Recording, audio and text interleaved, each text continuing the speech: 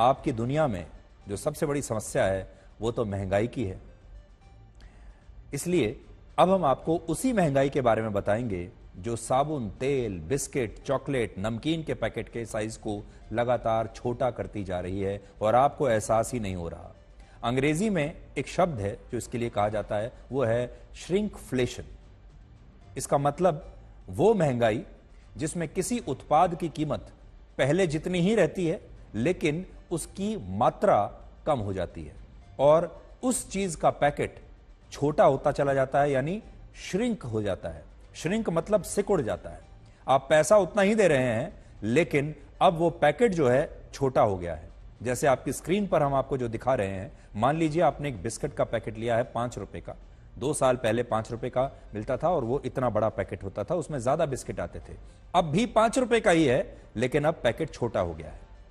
पिछले 3 महीनों में घरों में इस्तेमाल होने वाला आम जरूरत का सामान 10% तक महंगा हो चुका है और इस महंगाई के कारण भारत के लोग जरूरी सामान के बड़े बड़े पैकेट खरीदने की बजाय अब उनके 5, 10 और 15 रुपए वाले छोटे पैकेट खरीद रहे हैं।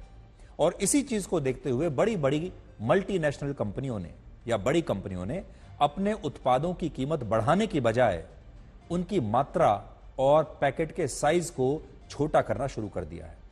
जैसे उदाहरण देखिए, इन कंपनियों ने 10 रुपए के साबुन की कीमत को बढ़ाकर 12 रुपए नहीं किया, 15 रुपए नहीं किया, बल्कि उन्होंने 10 रुपए में ही इस साबुन की मात्रा को श्रिंक कर दिया और इसके साइज को छोटा कर दिया।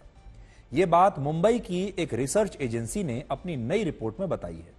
इस रिपोर्ट में लिखा है कि लगातार महंगाई बढ़ने से इन कंपनियों की चुनौतियां बढ़ गई हैं। अगर ये कंपनियां अपने सामान की कीमतों को बढ़ा देंगी, महंगा कर देंगी, तो उनकी आमदनी घट जाएगी, रेवेन्यू कम हो जाएगा। इसलिए कम हो जाएगा कि जैसे ही ये अपना दाम बढ़ाएंगी लोग खरीदना कम कर देंगे और खरीदना कम कर देंगे तो इनकी आमदनी, इनका रेवेन्यू कम होगा और इन कंपनियों को नुकसान होने लगेगा। और इसी नुकसान से बचने के लिए वो श्रिंकफ्लेशन की मदद ले रही हैं। यह एक ऐसा तरीका है, एक ऐसा आइडिया है जिससे ग्राहकों को नुकसान और कंपनियों को फायदा ही फायदा होता है और ग्राहकों को पता ही नहीं चलता कि उन्हें नुकसान हो रहा है। मात्रा घटने से आप जो टूथपेस्ट की एक ट्यूब पहले 15 दिन में खरीदते थे, अब उसे आप 7 से 8 दिन में खरीदने लगे हैं और यह चीज दूसरे उत्पादों के साथ भी है। इससे कंपनियों की बिक्री और उनका मुनाफा रॉकेट की रफ्तार से बढ़ रहा है, जबकि आपका बजट इस श्रिंकफ्लेशन की वजह से पूरी तरह से हिल रहा है। ज्यादातर कंपनियां कहती हैं कि वो अपने उत्पादों को महंगाई से बचाने के लिए ऐसा करती हैं, लेकिन यह भी पूरा सच नहीं है। पिछले 4 वर्षों में इस महंगाई के कारण लगभग सभी प्रोडक्ट्स का साइज 10 से 20% तक श्रिंक हो चुका है, यानी सिकुड़ चुका है। उदाहरण से समझाता हूं। जनवरी 2022 में हल्दीराम के 10 रुपए वाले पैकेट में 55 ग्राम आलू भुजिया आया करती थी, लेकिन अब इसमें उतने ही दाम में 42 ग्राम आलू भुजिया आती है। इसी तरह 2 साल पहले विम पाउडर के 10 रुपए वाले साबुन का वजन 155 ग्राम होता था। विम का, विम बार जिसे आप कहते हैं, पाउडर नहीं, विम बार। अब उतने ही पैसे में आपको 130 ग्राम का बार मिलता है। इसके अलावा वर्ष 2020 में पार्ले जी के 5 रुपए वाले पैकेट का वजन, बिस्किट का 5 रुपए वाले पैकेट का वजन 88 ग्राम था। अब 5 रुपए में ही इसका वजन 55 ग्राम हो चुका है। लेकिन बड़ी बात यह है कि जब लोग इन्हें खरीदने के लिए दुकानों पर जाते हैं तो वो ये देखते ही नहीं कि 10 रुपए का जो बिस्किट वो खरीद रहे हैं, अब उस बिस्किट की मात्रा कम हो चुकी है, पैकेट का साइज छोटा हो चुका है, लेकिन दिखता उतना ही है।